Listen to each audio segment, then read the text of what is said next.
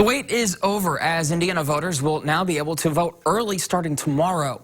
Fox 55's Brianna Dahlquist spoke with the Allen County Election Board to see what Fort Wayne residents need to know before they head out to the polls. Tomorrow officially kicks off early voting in Indiana. Whether you're voting red or blue, Beth DeLug from the Allen County Election Board says there's a few things you need to know. We've gotten a lot of people who have called us and said, I'm going to be there on the first day of early voting.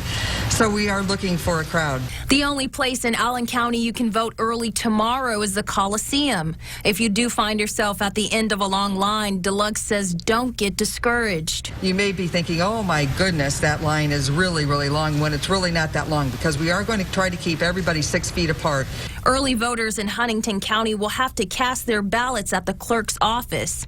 Shelby Scepter says if voters change their minds about voting by mail, it's important that you bring your absentee ballot with you. It's just crucial that they bring that ballot that we've mailed them in with them so that they can relinquish it, because they will not be allowed to vote if they do not relinquish the ballot that we sent them.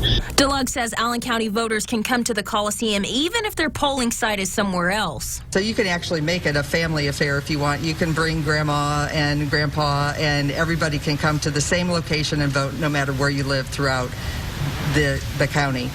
If you're a little apprehensive to vote during the pandemic, DeLug says they've added extra precautions this year.